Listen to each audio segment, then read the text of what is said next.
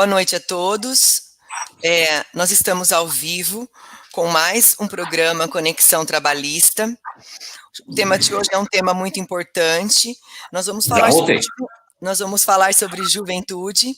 Eu tenho aqui algumas personalidades de destaque em Piracicaba, que conhecem muito bem esse tema.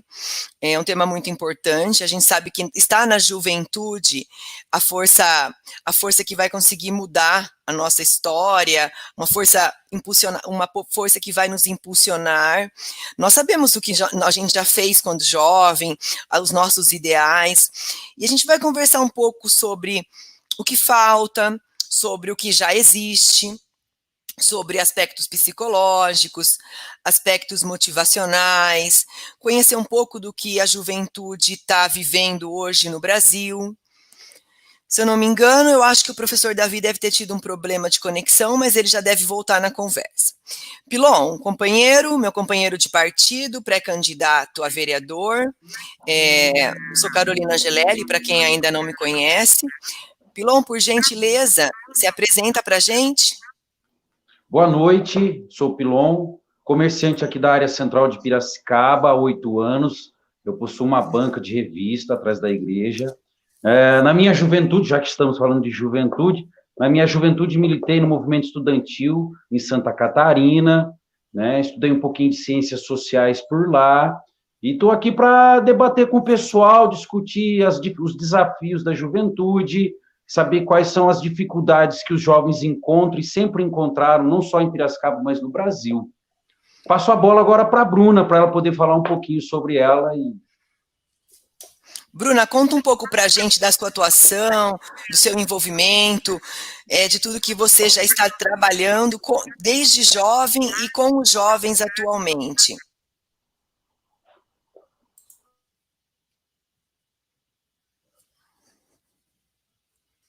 Acho que está com um probleminha de retorno. Enquanto a Bruna acerta o áudio dela, Paulo, por favor, eu gostaria que você se apresentasse, falasse um pouco da sua atuação, conta um pouco para a gente o seu contato com a juventude, o seu olhar sobre a juventude. Boa tarde a todos, está ouvindo bem? Beleza? Tudo em ordem? Eu, desde de menino, trabalho, e não tem que contar muito da minha história de criança, mas fui funcionário da Divina, depois entrei na prefeitura de Piracicaba em 1986. Em 92, nós instituímos os conselhos de Piracicaba, o Conselho da Assistência Social e o Conselho da Criança e Adolescente. Fui pioneiro nisso aí, porque eu fui um dos primeiros presidentes do Conselho da Assistência e também membro do Conselho do Conselho da Criança também.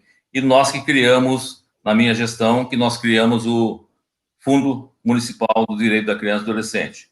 Durante esse tempo, eu venho trabalhando na prefeitura e fui indicado pela prefeitura a fazer parte desses 2 conselhos. Mais tarde, um pouquinho, a questão de uns 15 anos, assumi uma pasta como diretor na Guarda Mirim de Piracicaba. E estou lá até hoje no 3º mandato como presidente, tá? Cuidando de mais ou menos uns 600 adolescentes no aprendizado profissional. Eu estou aqui para colaborar naquilo que for possível, tá? Obrigado. Obrigada da participação, Paulo. Professor Davi, você que foi um dos idealizadores dessa conversa, um dos engajados para fazer esse bate-papo, por gentileza, se apresenta para nós.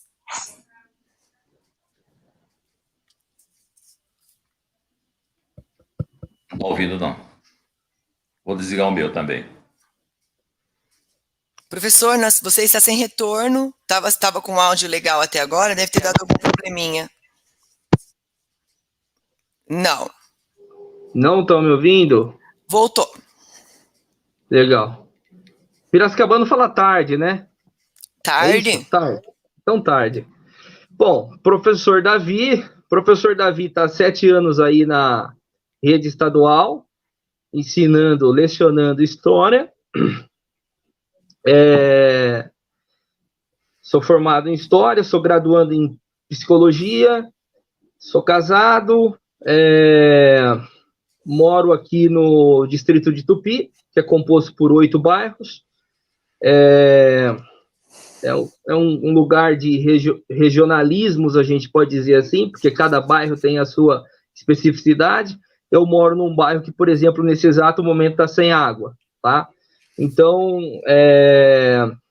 isso dificultou a presença de um jovem aqui na live, só para vocês terem noção de como que são as coisas são muito sistêmicas, né? Como as coisas estão interligadas, né? Tá tudo interligado. O que mais que eu posso falar de mim? E lidero um grupo aqui de jovens que faz trabalho voluntário no distrito de Tupi, tá? E estamos aí para ajudar no bate-papo sobre juventude. É uma honra estar com vocês, estar com o Pilon, meu amigo, meu parceiro, tá com o Paulo, que é aí um grande ícone em Piracicaba, uma grande personalidade, uma pessoa proba, você, Carol, e a Bruna. Uma honra, satisfação estar com vocês. Obrigada, professor. Bruna, vamos ver se o seu áudio voltou?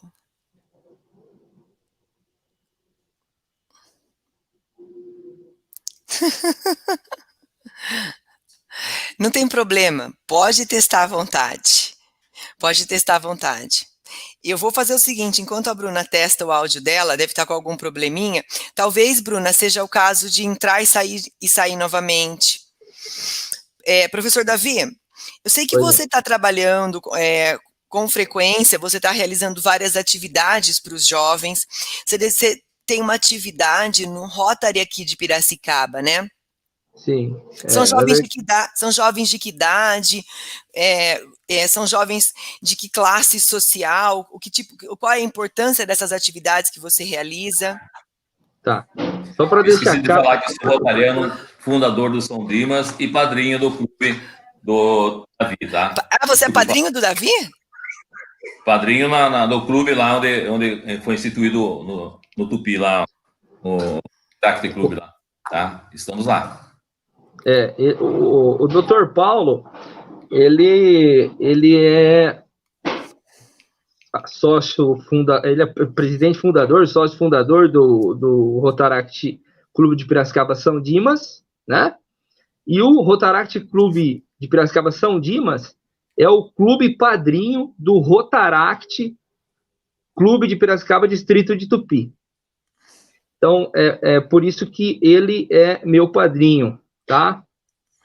E qual que era a pergunta mesmo, Carol, que tu queria saber? Eu queria entender um pouco de quem participa das suas atividades pelo Rotary, a idade dos jovens, certo, os tipos de engajamento que você realiza, a importância disso para eles, a classe certo, social que você está trabalhando, porque nós vamos com certeza identificar aqui diversas classes sociais envolvidas aqui. Então, queria entender um pouco o panorama também visto por esse cenário econômico. Tá. O Rotaract trabalha com jovens de 18 anos, a partir de 18 anos, e agora é Highlander. Agora pode ir até os 200 anos, tá? Então, nós temos 17 associados no Rotaract Clube de Piracicaba Distrito de Tupi. O Rotaract Clube de Piracicaba de Tupi, ele é bem dinâmico e, assim, os jovens, como eu disse, o Distrito de Tupi, ele é composto por 8 bairros. Então, tem jovens que moram num bairro que, por exemplo, não tem asfalto, que é o Santa Isabel, tá? Tem jovens que moram no Bartira, que é o bairro que eu moro, tá? Bartira, que em Tupi-Guarani significa flor, tá? Que é um bairro de muita vulnerabilidade social, tá? O crack chegou e está aí destruindo a juventude. Daí tem o Tupi, que é um bairro tradicional, vocês conhecem, já devem ter ouvido falar da festa de São João de Tupi, né? É um bairro que tem 98 anos. Então, nós temos jovens de todas as classes sociais, mas, assim, todas as classes sociais não, classe média baixa para pobre, tá? Classe média baixa para baixo. Essa é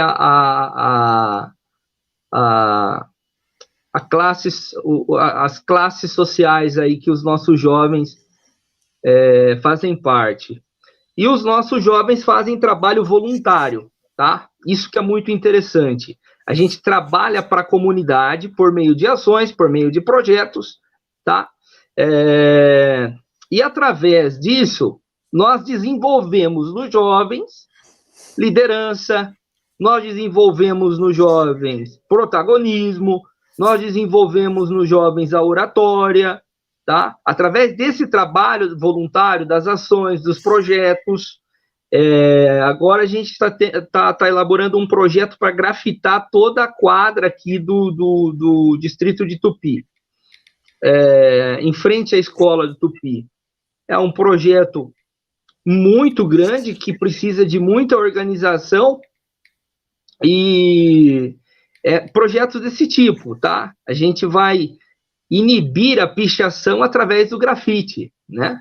Então é muito legal, tá? Então nós conseguimos os grafiteiros, agora nós vamos trabalhar para levantar fundos e da comunidade para a comunidade, entende? O nosso trabalho, a gente desenvolve isso nos jovens, esse espírito de voluntário, e sobretudo, humanidade, tá? Eu gosto muito dessa palavra, humano, né? Que nós somos humus, né? Nós somos terra mesmo. Então, nós temos que contribuir com a sociedade dessa forma. O clube é basicamente isso, tá? Bruna, será que seu microfone voltou?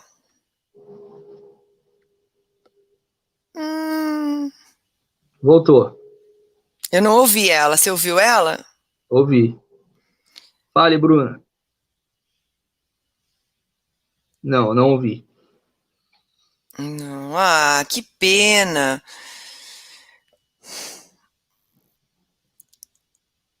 Vamos tentar. Pilon, você gostaria de interagir um pouquinho, falar alguma coisa?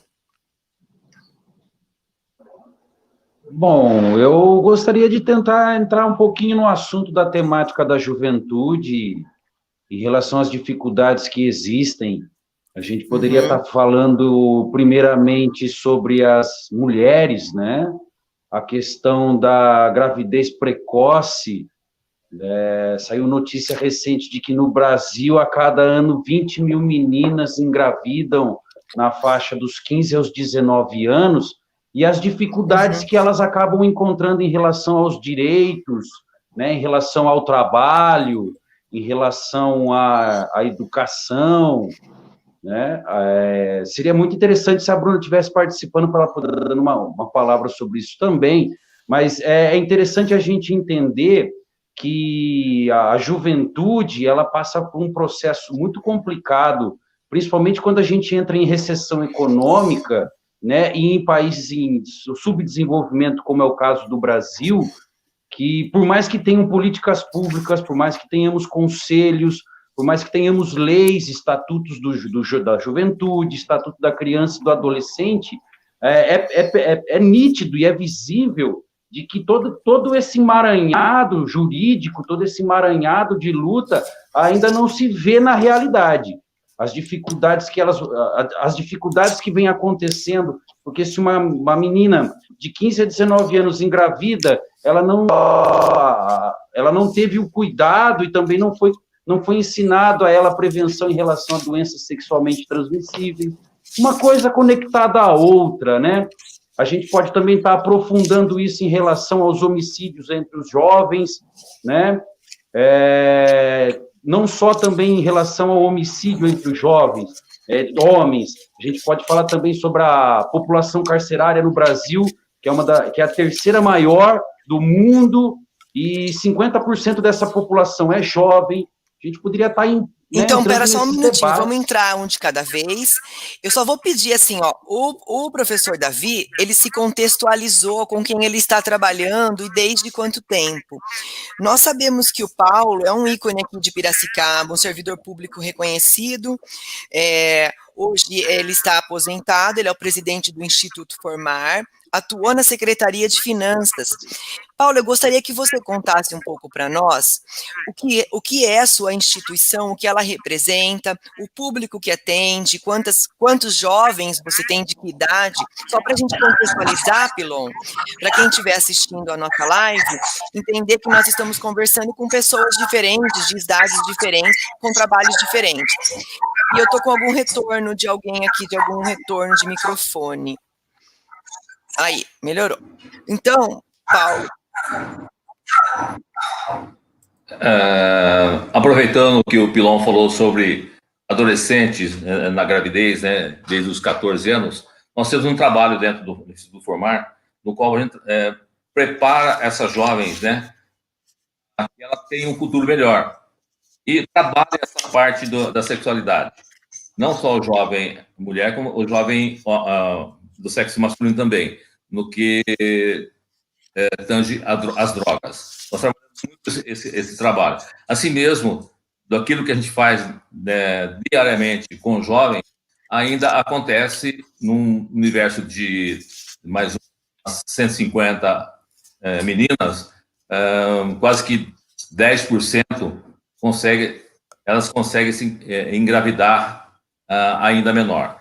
Mas nós trabalhamos isso aí para que a gente elimine essa parte, trabalhamos muito isso aí, porque hoje é muito difícil você conscientizar o jovem de que eles têm que aprender alguma coisa, não só profissionalmente, mas também na área de cuidar do corpo, de cuidar da sua parte psicológica. Tudo isso a gente faz um trabalho muito interessante que nós temos lá, psicólogo, nós temos assistente social, nós temos professores que ajudam nessa parte.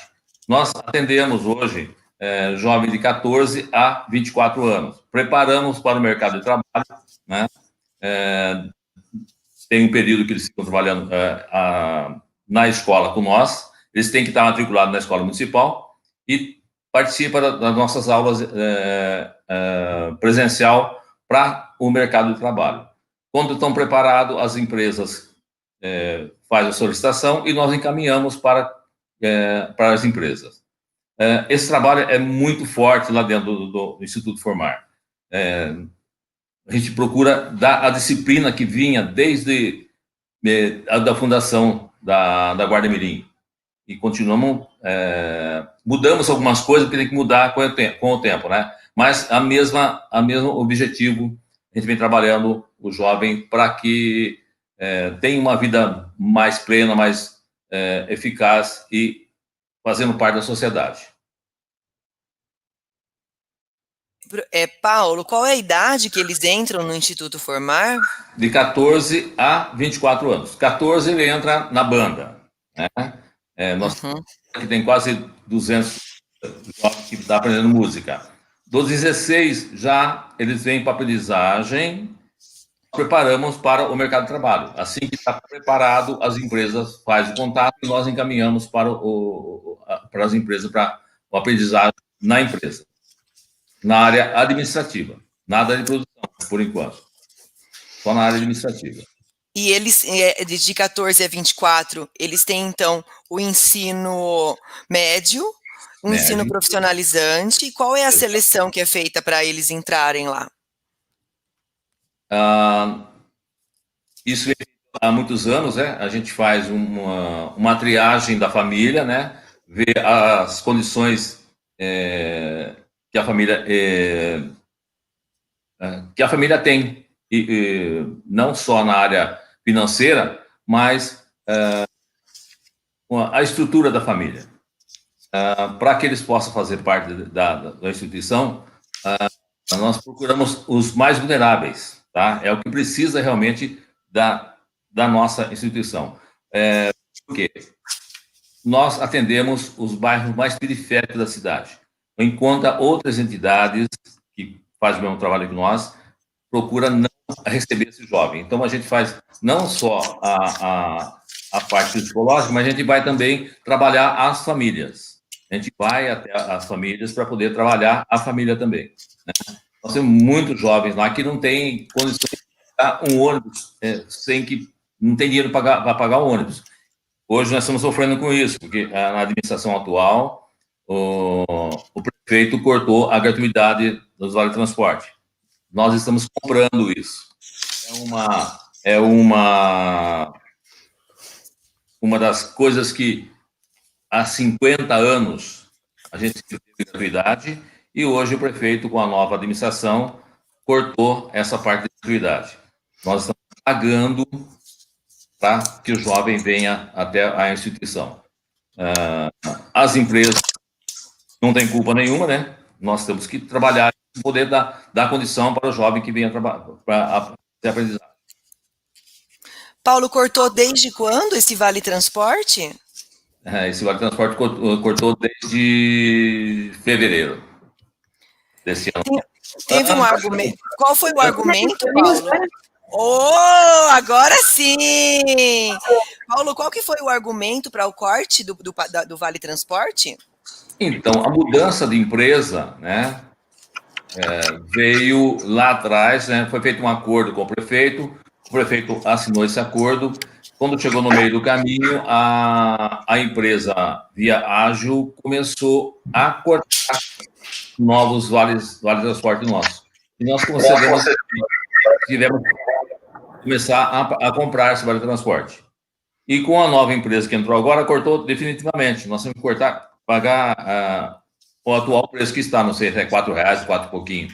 Mas nós temos que trabalhar isso, né, de uma maneira que não prejudique o nosso trabalho e também não venha prejudicar o jovem que vem aprender. Nós estamos trabalhando, tentando ver com a empresa, né? Está um pouco difícil, a empresa não tá entrando em contato com a gente, ela não quer conversa com nós, mas nós estamos trabalhando para poder voltar à gratuidade, mas está muito difícil.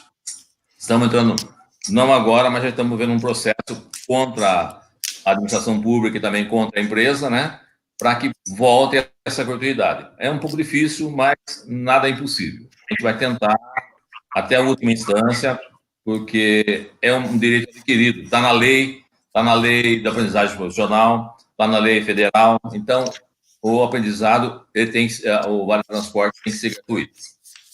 Quantos jovens são, Paulo? Nós temos, em média, hoje temos em média quase 600 jovens. Quantos? Falhou ali, falhou. 600 jovens. 600. E é período integral? Não. Assim. Tem um período na empresa e um período lá com nós. De segunda a quinta, eles vão para a empresa. De sexta-feira vem ter aula no instituto. Eu só quero fazer mais umas perguntinhas para o Paulo Pilon, aí a gente já entra, tá? Só para o pessoal conhecer, porque eu também não conheço detalhes do Instituto Formar. Eles fazem alguma refeição lá, Paulo, no Instituto Formar? Sim. Uma média de 200 refeições por dia para o jovem que vai na aula, né? Ou então que ele sai da empresa meio-dia e vai até o nosso restaurante para poder se alimentar. Que é a primeira refeição dele do dia, hein? E às vezes nem café da manhã eles têm em casa. Então, eles vão almoçar, é um almoço com nutricionista, tem todo um trabalho de escolha dos produtos para poder estar fornecendo para o jovem. Nesse período de pandemia, o que aconteceu? Todos eles em casa, né? Nós conseguimos, através de uma parceria, que eu não posso colocar aqui, nós conseguimos cesta básica para as famílias. Mais de 600 cestas básicas foram distribuídas para as famílias. E o jovem vai até lá para almoçar, né? Então, nesse período que nós paramos o almoço, nós fornecemos a alimentação para eles na casa deles, levamos a cesta básica até eles. Tá? E uma vez por ano, né, nós temos uma parceria também com a Mesa Brasil, do qual a Perdigão fornece para nós, uma vez por ano, um Chester, do qual nós distribuímos para cada família. Uma última pergunta, e ele se financia, ele se sustenta como o Instituto Formar, Paulo? As empresas que contratam nossos jovens, né, nós temos a porcentagem que fica para nós, mas dá para manter a instituição. E uma parte desse salário do jovem é para eles e a outra parte é para a manutenção da empresa, do instituto. Tá? E alguns programas que a prefeitura repassa para nós e nós trabalhamos também, né? Mas a maior parte da arrecadação é com as empresas. Nós tínhamos mais ou menos umas 80 empresas que estavam nossos jovens. Um programa muito bonito, né? Um programa muito bonito. Eu só vou pedir para a Bruna se apresentar. Parabéns pelo trabalho, pelo engajamento, Paulo. Paulo, professor Davi, a dedicação que vocês dedicam e o tempo que vocês dedicam para a juventude, parabéns. Bruna, que a gente quer se conhecer. Quando vocês quiserem conhecer o Instituto Formar, é só me avisar, eu levo vocês até lá para que veja o nosso trabalho, tá? Nós estamos em reforma agora, estamos reformando todas as salas de aula, tudo com visibilidade, tudo com retroprojetor, a mesa individual para cada jovem. E assim que vocês quiserem conhecer a parte administrativa, levarei vocês para lá, tá bom? Eu quero fazer mais uma pergunta só. Né? Diante dessa pandemia e da crise da educação, nós sabemos o cenário da rede estadual, nós sabemos da rede municipal. Como vocês estão fazendo o ensino à distância? Existe alguma coisa que vocês estão aplicando para os jovens à distância? Como está ficando o ensino? Como você sabe, todos os jovens da periferia dificilmente têm internet em casa, né? Dificilmente, tá? Os que conseguem, a gente está entrando em contato para que a gente passe a matéria para eles, né? Mas, atualmente, está tudo parado, nós não temos como entrar em contato com eles, tá? Porque muitos deles têm telefone, mas não têm internet, né? Uhum. Nós estamos trabalhando isso aí também. Manda recado para eles, conversa individual com cada um, nós temos uma sala individual para cada jovem lá, para que a gente possa conversar pessoalmente com eles, né? E esse é o trabalho que nós estamos fazendo. Parabéns, Paulo. Bruna, o Pilon falou agora há pouco que ele começou no movimento estudantil, o engajamento dele, a militância. Eu sei que você também é muito atuante no movimento estudantil. Eu gostaria que você se apresentasse para nós. Boa noite. Queria pedir desculpa pelo imprevisto técnico aqui, demorei um pouco para conseguir ligar o microfone, mas vamos lá. Meu nome é Bruna Ferreira, eu faço parte do movimento estudantil desde o Grêmio da minha escola. Na época a gente lutava por... Vocês conseguem me ouvir bem? Eu estou ouvindo alguém falando, algum microfone está aberto junto. Eu tinha pegado só... Vocês estão ouvindo um retorno? Melhorou? Melhorou. Certo. Então, eu me envolvi com o movimento estudantil desde o Grêmio da minha escola, né? Na época, eu estava no Colégio Agrícola, ETEC, Centro Paula Souza de Rio das Pedras, e a gente lutava por uma alimentação digna. Não sei se vocês sabem, o Colégio Técnico Agrícola de Rio das Pedras, ele é um colégio interno. Bruna, tá um retorno. Em algum lugar tem pessoas conversando que está influenciando na live.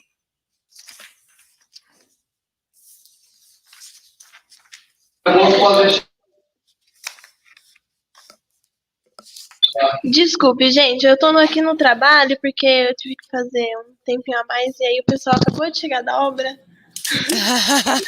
Vida, né? Estudante, trabalhadora, mas enfim, resumindo, né? A gente lutava por uma alimentação de qualidade, então, porque a gente morava na escola, não tinha comida de casa, e a comida lá era muito ruim, então a gente lutou, conseguimos, e aí desde então eu não saí do movimento estudantil, né? Entrei na universidade, e aí nesse tempo eu conheci a UJS, comecei a militar na União Estadual dos Estudantes, e por aí foi, né? E até agora a gente está aí construindo a luta política em prol de algumas pautas, né? Algumas são novas, outras mais antigas, mas estamos aí. E eu acho que o Pilon, ele começou na FATEC, não foi? O Pilon, será que o Pilon saiu? Eu acho que ele caiu. Mas acho que ele já retorna. Ele deu uma caída. Mas é isso, é só para se apresentar, né, Carol? Isso. Aí o Pilon tinha trazido, voltou. Pilon. Oi. A Bruna estava perguntando, caiu a sua conexão, onde você começou no movimento estudantil? Quando eu comecei? Onde? Aonde? Foi em Santa Catarina. Eu entrei em 2003, se eu não me engano, na Federal de Santa Catarina, e lá eu comecei a atuar no movimento estudantil, com o pessoal do PCB, Coluna Prestes, e acabei fazendo parte do conselho de base do estado de Santa Catarina. E ali a gente brigou muito pela educação pública. Como eu estava na universidade, educação pública universitária, né? E enquanto eu fiquei por lá, eu atuei bastante, conheci bastante o estado por causa disso. Brigávamos muito para melhorar a qualidade da educação pública e, ao mesmo tempo, debater a universidade particular em relação a pagamentos, as dificuldades que os alunos também tinham na universidade particular. Foi ali que eu comecei a trabalhar no movimento estudantil e enveredar pela política. Peraí, eu vou abrir seu microfone, Bruna, que tava com um retorninho, eu só abaixei um pouquinho, mas eu liberei. É um debate muito permanente na questão do ensino superior público e ensino superior privado, né? A gente luta no ensino superior privado pela regulamentação. Eu acho que tá dando retorno, tá? Ok. Tá dando microfonia. A gente luta no ensino superior privado, a gente luta muito pela regulamentação do ensino, né? Porque a gente conseguiu conquistar aí o ProUni, que é um programa que coloca os filhos do povo na universidade, o programa FIES, só que nesse período o governo ele não aprovou uma regulamentação de como que as universidades precisavam se posicionar e cumprir com normas e regras, né? Então, hoje em dia existem muitos abusos aos direitos dos estudantes, inclusive hoje em dia a gente luta muito pela redução das mensalidades por conta das aulas online, é uma pauta que está muito difícil, a gente entrou com muitas ações na justiça, fizemos muitas mobilizações, mas é muito complicado porque os tubarões de ensino dominam a política muito bem, né? Então eles conseguem manter os interesses deles sobrepostos aos interesses do povo e, enfim, isso é muito difícil. E as universidades públicas, a luta maior que tem é pela manutenção do financiamento público da universidade, né? Porque se a gente coloca o investimento privado na universidade pública, a produção de conhecimento científico e tecnológico, ela com certeza vai decair, porque investir em pesquisa, né, e projetos de extensão e desenvolvimento de tecnologia é muito custoso. Então, a gente não pode ter todo o ensino superior de uma forma privada. Precisa, sim, o público, porque é quem tem condições de produzir novas ciências, novas tecnologias no Brasil. Na minha época, o debate era bem isso, ainda continua sendo, mas também, naquele momento, o país vinha se desenvolvendo em relação à universidade pública. Muitas escolas estavam surgindo pelo Brasil, só que só construíam-se salas e não dava a estrutura de permanência para o aluno. Alimentação, moradia, isso na escola pública. E ainda acho que continua assim. A gente vem tendo um desmonte, né, de uma nação que estava se criando naquele momento. Então, a gente trabalhou muito com isso, né? Muito mesmo. Foi uma briga intensa mesmo.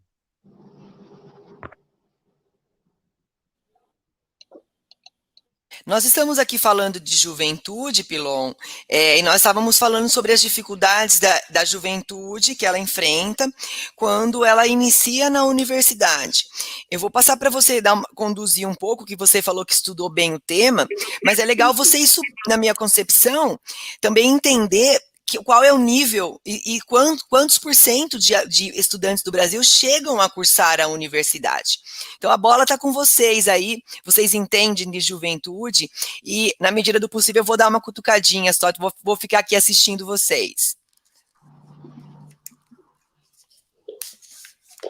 Bom, o que assim, a gente poderia entender primeiro o que significa juventude, né? E quando surge o primeiro estatuto, que tem a data, deixa eu pegar a data aqui para vocês, em 5/8/2013 se cria o Estatuto da Juventude, e ali eles delimitam a idade, né, dessa juventude, que vai dos 15 anos aos 29 anos, e dentro desse limite de idade, assim, é muito heterogêneo, muita coisa acontece, não só em relação a chegar à universidade, ao próprio fato de sobreviver mesmo em vida nesse país ou em qualquer país subdesenvolvido, né? Até chegar à universidade, há todo um caminho que esse jovem percorre com as dificuldades do ensino básico, que são de péssima qualidade, as dificuldades familiares no sentido de trabalho e renda da própria família, questão de moradia, questão da violência, né? No final desse funil todo, é pouco jovem que acaba acessando a universidade pública, que a gente sabe que ela tem uma qualidade muito grande, né? Então, acho que seria interessante a gente fazer um passo a passo, começar com o pessoal de 15 anos e chegar até onde chega na universidade, né? Que nem eu comentei no começo, a dificuldade das meninas no Brasil, que saiu uma matéria no começo do ano, dizendo que 20 mil meninas por ano se engravidam na faixa de 15 a 19 anos. Isso acaba acarretando dificuldade para estudar, dificuldade nos direitos, nos acessos aos direitos que a mulher tem, né, e, consequentemente, vai afunilando. Se alguém quiser comentar um pouco sobre esse assunto. Eu quero.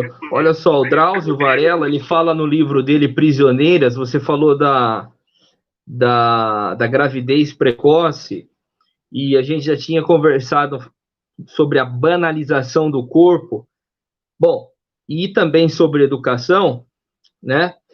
Bom, com 7 anos, trabalhando há 7 anos na rede pública de ensino, eu acho que o problema começa um pouquinho antes, né? E é sistêmico, como vocês colocaram, né? A educação do Brasil, ela está assim porque ela foi planejada para estar assim, tá? Se você pegar o PISA do Brasil, é vergonhoso, a colocação do Brasil é vergonhosa, tá? A escola, ela há 300 anos tem esse modelo, tá? Esse modelo segue o modelo dos déspotas esclarecidos, tá? E por que tem que ser assim? Por quê? Porque as pessoas não querem, os políticos não querem dividir o poder, né? Aquela velha frase do Montesquieu, quem está no poder é levado a abusar do poder, né? Daí depois ele fala, é preciso que o poder freie o poder. E daí a gente tem que fazer a distribuição do poder. Através do quê? Através da educação de base, da educação PEB 1, PEB 2. Eu sempre falo para os alunos, a minha primeira aula de história, os meus alunos que estão assistindo vão lembrar disso. A primeira aula de história é a seguinte, fazer com que os alunos entendam que eles não são objetos da história. Tá? O que é um objeto? A caneta aqui é um objeto. Então, eu desloco essa caneta de um lado para outro. Tá? E ela não reclama. Ela não questiona. Tá? Por quê? Porque ela é um objeto. O governo, os políticos, né, mal intencionados, essas pessoas que se apropriaram do poder, né, eles querem isso. Eles querem que os estudantes sejam objetos da história. Eu sempre digo a eles o seguinte, a partir de hoje, vocês não são mais objetos da história, vocês são sujeitos da história. Por que sujeitos da história? Porque vocês fazem a história, tá? Vocês questionam, tá? Vocês perguntam, vocês criticam. Então, sujeito da história é diferente de objeto da história. E sempre dou exemplo das características do sujeito da história e dou exemplos de sujeitos da história, tá? A característica do sujeito da história é que ele não fica passivo diante dos fatos históricos, tá? Ele resiste. E eu acho que essa palavra deveria ser mudada. Ela deveria ser escrita com um X, tá? Porque quando a gente resiste, né? A gente existe, na verdade. A gente só existe a partir do momento que a gente resiste, tá? Então, essa é a primeira aula de história. É fazer com que o aluno entenda que ele é um sujeito da história. Qual que é o interesse do Temer dar antena para as famílias? No governo Temer, nós tivemos lá a distribuição de antenas. Pô, é muito interessante que as pessoas fiquem na frente da televisão do que com um livro na mão. Isso não ensina ninguém a ser questionador, crítico, sujeito da história. Não ensina a ser emancipado, autônomo, protagonista, não ensina a ser nada disso, né? Então, acredito até que emburrece a pessoa ficar na frente da história. Deve causar, na frente da história, na frente da televisão, deve causar até alguma lesão cerebral, ficar por muito tempo na frente da televisão. Né? Então, eu acredito no seguinte, e a escola também, Pilon, e todos aí que estão ouvindo a gente, a escola, como eu disse para vocês, há 300 anos segue esse modelo dos déspotas esclarecidos. Ela se parece muito com uma instituição total de totalitarismo mesmo. O arquétipo da escola é o arquétipo do hospital.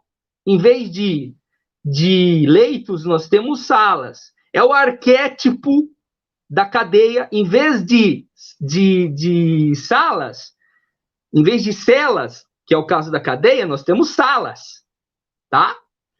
Olha, e há toda uma mortificação do eu. Primeira característica de uma instituição total, tá?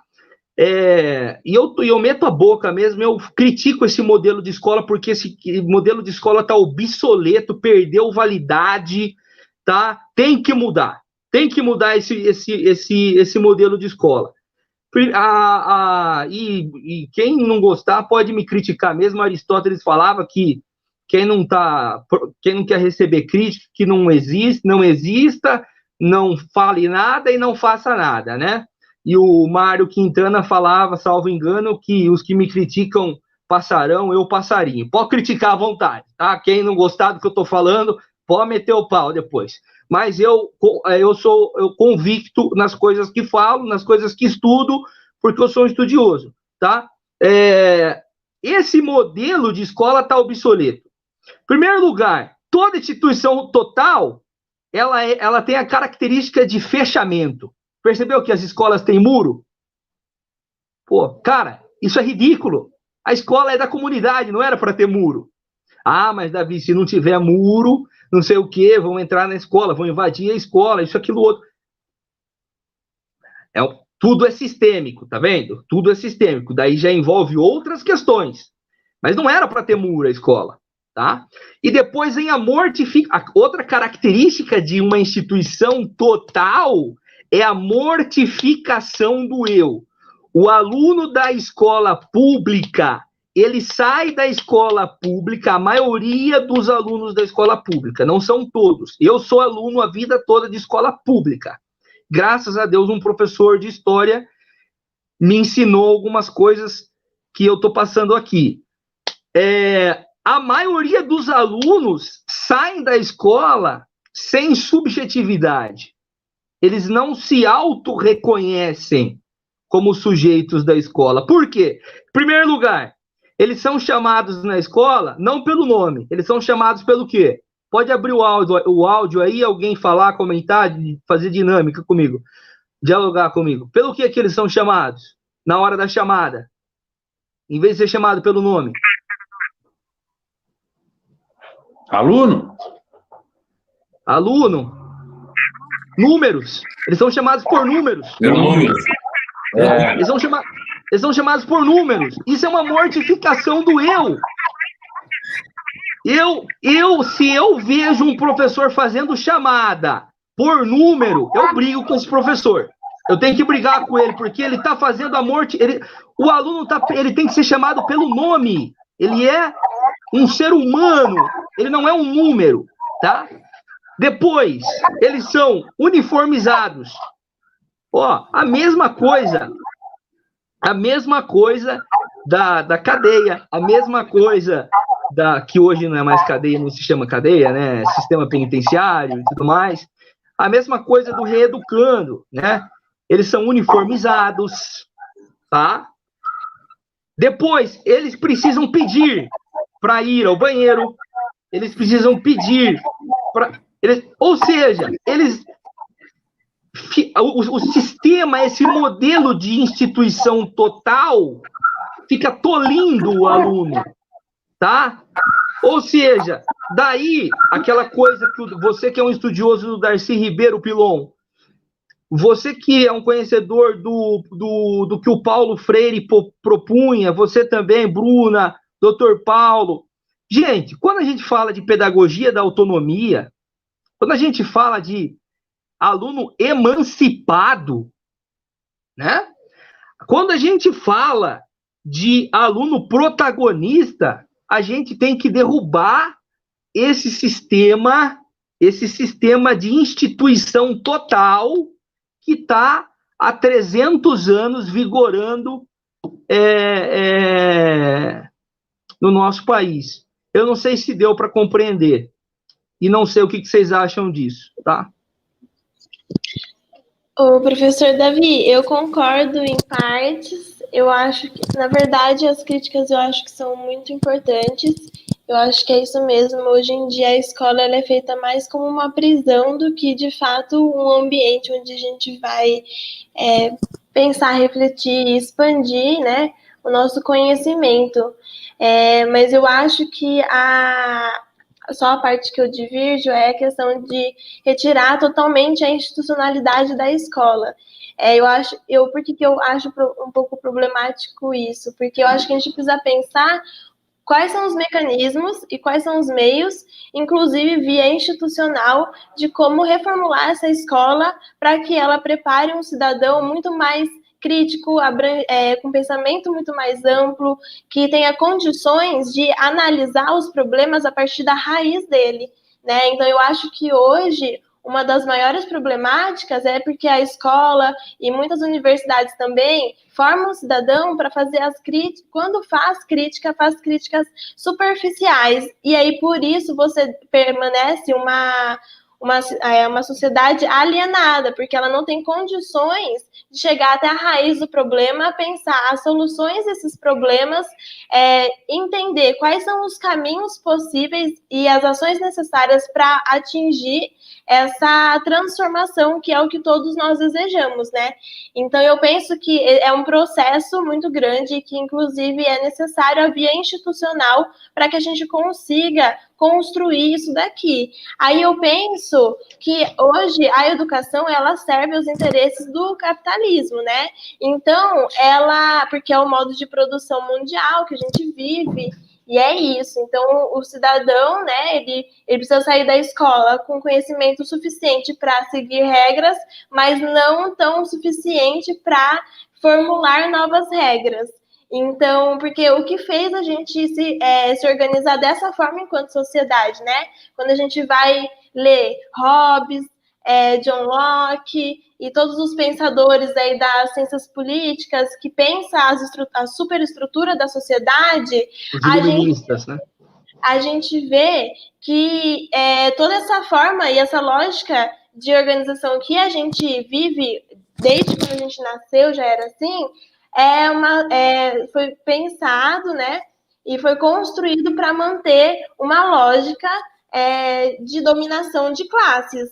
Então, eu acho que é importante a gente pensar quais são as pautas políticas e os mecanismos que a gente precisa lutar para empoderar as classes que são oprimidas.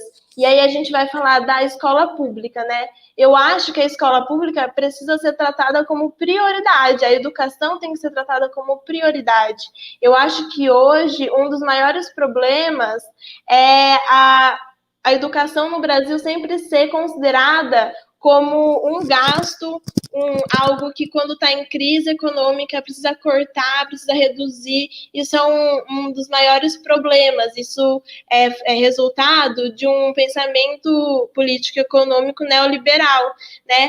E aí isso é muito complicado, porque isso não permite que a gente se empodere enquanto sociedade, enquanto país, enquanto nação, porque enquanto acontece uma crise econômica e a gente corta os investimentos da educação no nosso país, outros países que já são superpotências econômicas investem mais ainda.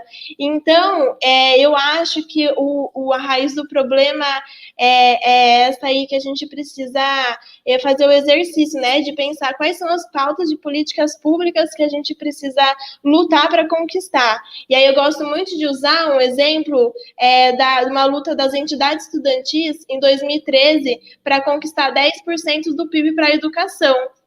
Então, pensar um pouco fora da caixinha, mas é uma lógica muito realizável, né? Se fosse de interesse da classe, se fosse interesse do nosso país, né? Se as pessoas entendessem qual é o impacto que isso gera na nossa educação e no nosso empoderamento enquanto povo. Então, vamos pensar, 10% do PIB para a educação, que foi uma realidade lá em 2013, conquistada através do PNE, mas também não caiu de uma hora para outra. A gente precisou ocupar o Congresso Nacional e colocar o dedo na cara dos deputados para cobrar que eles aceitassem a nossa proposta de usar o lucro e o dinheiro dos royalties do petróleo e do Fundo Social do Pré-Sal para investir na educação do Brasil. Porque se naquela época a gente precisava importar tecnologia de outro país para conseguir perfurar o pré-sal, para conseguir fazer uma série de investimentos para desenvolver o nosso país, se a gente tivesse como perspectiva muito mais investimento na educação, seja na educação básica para formar, né? Porque a formação básica ela é fundamental. Então, para formar bons cidadãos, bons estudantes que entendem muito bem a matemática, a física, a sociologia, a química, entende todas as áreas do conhecimento, e as universidades, sobretudo, que são as pessoas que vão realizar as pesquisas e vão passar anos e anos estudando para aperfeiçoar as tecnologias. Então, se a gente tivesse esse investimento nas universidades públicas e na escola pública, talvez a gente não precisasse importar essa tecnologia, porque com certeza a gente tem total capacidade de desenvolver no nosso país. Então, eu penso que a gente, enquanto jovens, enquanto atuantes políticos da sociedade, enquanto cidadãos mesmos, a gente precisa lutar por mais investimento na educação. E sabe uma coisa? Eu penso que o mais investimento na educação, para empoderar o nosso povo, também precisa perpassar pelo debate de uma bolsa digna para os nossos estudantes poderem só estudar. Porque a nossa juventude que quer estudar tem muita dificuldade, e até quem é mais velho, né? A gente ouve que quando a gente não termina a faculdade jovem, conforme vai avançando a idade, fica mais difícil ainda estudar. Por quê? Porque as realidades econômicas e políticas da nossa sociedade, ela é excludente. E ela força que a gente tenha que, a maior parte da nossa vida, a maior parte dos nossos dias, dedicar a um trabalho para a gente poder ter um salário e poder o quê? Ter casa e comida, ou seja, o mínimo, né? Quando as coisas estão boas, a gente consegue dar uma volta, ir para um teatro, um cinema, uma festa, né, comprar uma roupa, mas isso daqui, para a maioria da sociedade, é algo momentâneo, né? Porque a gente não tem condições de viver para esbanjar tanto dinheiro por conta dessa realidade. E principalmente quem quer estudar, por exemplo, ciências, ciências exatas, ciências biológicas, ciências humanas, que precisa passar o dia inteiro na universidade, porque vai lá fazer universidade pública, né? Aí precisa estudar das 8 da manhã até as 6 horas da tarde. E ainda tem o tempo que precisa fazer trabalho e tudo mais. Então, como que uma pessoa que recebe R$400, R$600 em média, que é o valor médio dos auxílios de permanência e das bolsas na universidade, consegue passar tanto tempo estudando e ter uma vida digna para conseguir se formar um excelente pesquisador, um excelente cientista, um excelente professor? Então, eu acho que uma das pautas que a gente precisa debater na sociedade, né, é que você dar a bolsa para uma pessoa que está estudando não é você sustentar vagabundo, porque hoje isso é muito debate que é feito, né? A sociedade, nossa, ela tem muita dificuldade de entender que pesquisador é profissão, cientista é profissão, e estudante que estuda para se formar em bacharelado, licenciatura, é uma profissão também, porque quantas horas do dia ele tem que ficar sentado numa cadeira, lendo livros, artigos científicos, fazendo resumo, fichamento e uma série de outras questões, né, que demanda muito tempo. Então, eu acho que a nossa sociedade ela tem muito que aprender. Eu acho que a gente passa por momentos muito difíceis nesse sentido, porque hoje em dia as pessoas tem gente que acredita até que a Terra é plana, né? Então é complicado essa realidade. Inclusive, se a gente tivesse uma educação melhor, mais investimento na educação básica e superior, com certeza, muito provavelmente, não teria terraplanista no Brasil, né? E, enfim, eu acho que a gente precisa pensar quais são as causas que levam essa realidade a acontecer da forma como ela está, né? E eu acho que mais investimento nas escolas é fundamental, porque você precisa ter uma estrutura boa para o estudante estudar. Hoje, as escolas públicas, você é professor, né, da rede pública? Só vou incrementar, perfeito, só vou incrementar o que tu tá falando. Eu concordo totalmente com o que tu tá falando. Houve uma divergência, mas eu quero só explicar uma coisa para você. Eu sou contra o modelo de escola de instituição total. Não sou contra a instituição, eu sou contra a instituição total. Certo? Eu quero que o aluno... Eu quero instituição total de totalitarismo, tá? De totalitarismo. O aluno não pensa... O que é uma instituição total? É mortificar a subjetividade da pessoa. O aluno sai da escola para apertar parafuso, tá? Não pensante, ele não é um aluno pensante, ele não é um cidadão pensante, certo? Sim. E há modelos de escola no mundo, assim, por exemplo, que não tem muros, tá? Que não tem essa característica de fechamento. Mas eu falei dos problemas, Bruna, e só incrementando o que tu tá falando, que eu tô gostando. E só incrementando, coisinhas assim que mudariam muito. Tu falou em investimento. Só que investimento mal direcionado, tá? Também não adianta. O que nós precisamos na escola? Porque o que nós precisamos na escola? Só terminando. Nós precisamos de um psicólogo em todas as escolas. Não é só no Instituto Formar. Nós precisamos de um psicólogo. E nós não precisamos buscar modelo lá fora de escola. É só você ir em Sobral, no Ceará. É só você ir em Sobral, no Ceará. Nós precisamos de psicólogo em todas as escolas públicas. Nós precisamos de assistente social em todas as escolas. Ah, mas tem o CAPES. Pô, não resolve, só o CAPES não resolve. Eu quero dentro da escola. Governador do Estado de São Paulo, quero dentro da escola um psicólogo. Quando isso vai acontecer? Quando? Fala para mim. E outra, não é só também a questão a questão passa também pela precarização dos professores. Pra você ter noção, Bruna, os professores são divididos em castas. Existe categoria, existe efetivo, existe categoria F, existe categoria O, existe categoria V. Existe categoria do alfabeto inteiro daqui a pouco. Gente do céu, tá errado esse negócio. Então, certo, mas sabe Bruna? o que eu acho, professor? É um conjunto de questões, né? Eu acho importante, sim, a gente ter o psicólogo na escola, ter o assistente social, porque, inclusive, vai conseguir auxiliar os estudantes na saúde mental, né? A gente vive uma sociedade que é muito complicada, então precisa, sim, ter o estudante com a saúde mental boa para ele conseguir aprender, inclusive. Mas eu penso que a estrutura, então, ela precisa...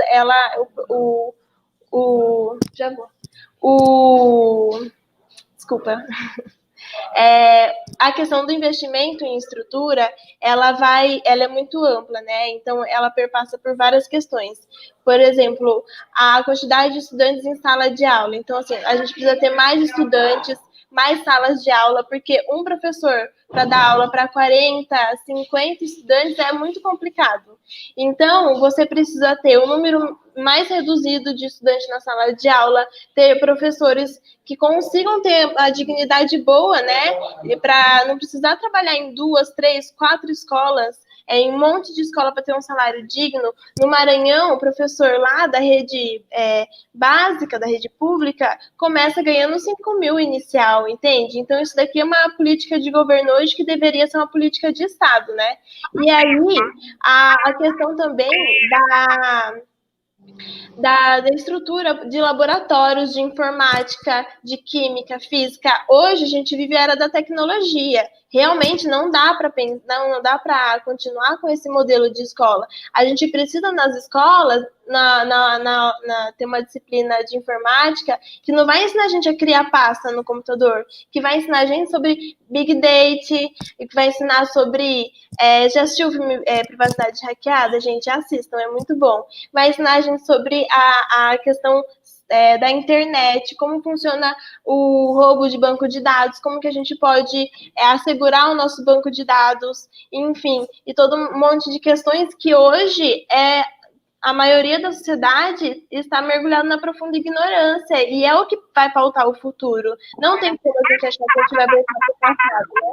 Então, a gente precisa de uma reforma no currículo da escola também, para que a gente tenha disciplinas mais atuais, que o estudante, ele olha aquilo e ele se identifique, porque ele sabe que aquilo ali é do dia a dia. Agora, a física, a química, se você não aprender no laboratório, é lógico que tem aulas teóricas, mas você precisa de aulas práticas, para você ver lá, misturar o sal, misturar o ácido com a base e ver que transformou num sal, para você conseguir estudar a densidade, conseguir estudar a ótica, a física ótica, tudo, né? A química, a física, a biologia, pode ser estudado em laboratório. E por que as escolas públicas não têm? E só pouquíssimas escolas particulares têm. Então, isso daqui também tem a ver, né? Porque o estudante, ele vai para a escola, se ele tem a possibilidade de ter uma excelente qualidade de ensino que vai mostrar para ele como as coisas funcionam, né? Porque que quando falta uma maçã, ela cai no chão, entendeu? Da gravidade, força vetorial, entendeu? Então, assim, são uma série de questões. O próprio Estado, vamos estudar ciência política para entender o que é esse negócio, porque a gente nasce já com um número, né? A gente nasce, alguém coloca um número lá, que é o nosso RG, depois a gente faz o CPF, se você não é uma pessoa digna, você é indigente, né?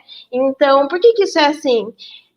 E se a gente não tem, então, toda essa estrutura, e aí que consiga fazer o acompanhamento da saúde mental, que consiga apresentar, de fato, um ensino, né, das ciências humanas, biológicas, enfim, e suas tecnologias, aí fica complicado. O estudante mesmo, a casa dele, muitas vezes é conturbada, tem vários problemas familiares, e aí ele chega na escola, tem esse problema que você disse, eu concordo, eu acho que é muito ruim.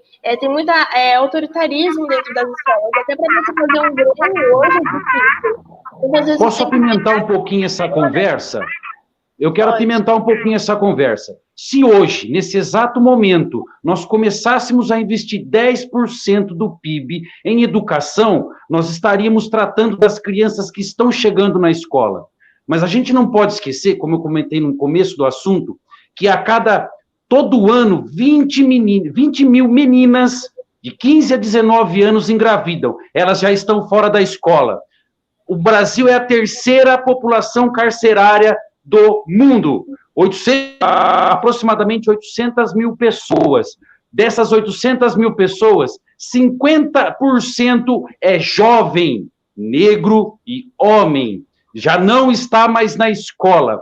É isso que eu quero que vocês entendam um pouquinho. Vamos apimentar. Eu sou a favor, sim, de 10%. Sou a favor de melhorar a escola. Mas a gente não pode deixar para trás o que está se ficando. E é isso que eu não vejo a discussão hoje. Existem as políticas públicas, mas quando a gente vai debater a juventude, a gente se prende à necessidade de melhorar a escola. Só que está ficando para trás. Um monte de jovens, eu estou falando isso de agora, desse ano. Agora, se nós contarmos 300 anos de história, como o professor colocou, ficaram muitos jovens. Eu vou pegar pela minha família, que é mais próximo a mim. A minha avó, que não se formou e nem teve educação, ficou mãe aos 16, 17. A minha mãe, a mesma coisa. A minha irmã já se formou por causa das políticas que ocorreram na nossa geração. Quem está com 30 anos de idade, 35 para mais, né? Conseguiu ter alguma coisa, mas mesmo assim, ficou mãe nova. A gente vem... eu não gostaria de chamar de tragédia. Eu prefiro chamar como um drama, que assim a gente pode tentar resolver esse problema. Como que a gente pode, mediante a todas as dificuldades do ensino hoje, mediante toda a ideia que nós temos de investir na educação, salvar esses jovens que estão ficando para trás?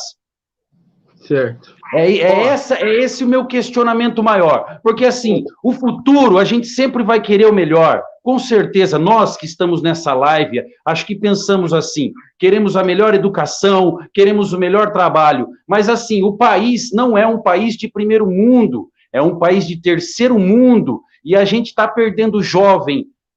E agora, com a pandemia, aumentou também o número de moradores em situação de rua jovem, em torno de 25% a 30% dos moradores de rua nas regiões metropolitanas são jovens de 18 a 25 anos de idade.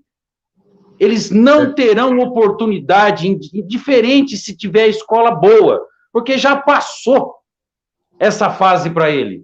E aí, como é que a gente vai trabalhar essa juventude? A juventude que vai para a escola, a juventude que está no ensino, mesmo com as dificuldades que tem de escola pública básica, problemas de pagamento com escola particular, mas elas já estão na escola. Querendo ou não, ela já tem uma bagagem, mas está ficando uma grande parcela da juventude amarrada em cadeia, amarrada com criança no colo, sem emprego, morando na rua. É esse meu ponto hoje, que por isso que eu estou querendo apimentar a discussão. Eu torço, Pilon, para que você consiga chegar a vereador de Piracicaba, porque você é um estudioso, conhecedor, uma pessoa idônea, proba e muito inteligente. Tu matou a pau. O problema não é só na escola. O problema começa também na primeira instituição com qual a criança tem contato. Qual que é a primeira instituição que a criança tem contato? A família. Com a família. Com a família. Com a família. Então, ele vê o pai lendo, tá? Ele vê o pai lendo. Ele vê o pai estudando. Ele vê isso gera no aluno, porque você educa, por exemplo, com exemplos. Não é falando que você ensina, que você educa. Meu Deus do céu, né? Não adianta. E as pessoas teimam nisso. É através de exemplos que se educa. A educação informal é muito importante, que é a educação familiar, tá? É muito importante. Então, começa dentro de casa, tá? E depois a complementação, que nós chamamos, outros falam, algumas pessoas falam que nós somos educadores, tá? Nós somos educadores, mas jogam toda a responsabilidade da educação para a escola. Espera lá. A escola, ela tem o papel de desenvolver a cidadania, tem, de fazer, de proporcionar uma educação crítica e tudo mais, só que nós trabalhamos com escolarização, tá? A escola não é depósito de crianças. E eu acredito, isso que tu levantou é sensacional. Tu matou a pau. Eu sou um estudioso, tu sabe disso, do sistema penitenciário, tá? No Prisioneiras, do Drauzio Varela, ele tem o Drauzio é um humanista, né? E tudo mais, todo mundo conhece o Drauzio. Ele fala o seguinte: no sistema penitenciário do Brasil, do estado de São Paulo, hoje, do Brasil, perfeito, do Brasil, você falou o número exato, são 800, 900 mil presos, tá? Que nós temos. A maioria são negros, são jovens negros, tá? Ele falou o seguinte: tá superlotado. Sai todos os dias 100 pessoas e entram 123 pessoas. Ou seja, tá entrando 23 pessoas todos os dias a mais na cadeia. E não tem mais aonde colocar as pessoas, os jovens. Tá tudo lotado, né? Tá vendo como tudo é sistêmico? Vai se linkando. É uma geodésia, né? Tu já viram? Deixa eu só complementar, né? Professor. Deixa eu complementar. O que eu penso é o seguinte: quando a gente fala de juventude, existe uma juventude que ela caminha no seu tempo, que ela chega à universidade no seu prazo, que essa que é uma juventude que cobra, que está organizada em movimentos, né, para melhorar as condições da escola, tanto ensino básico quanto ensino universitário.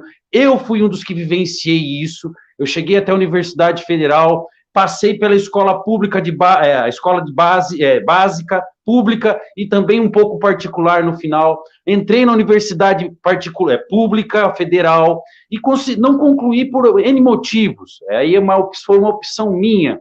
Mas o que me preocupa é que a juventude não é só esse pessoal que está acompanhando.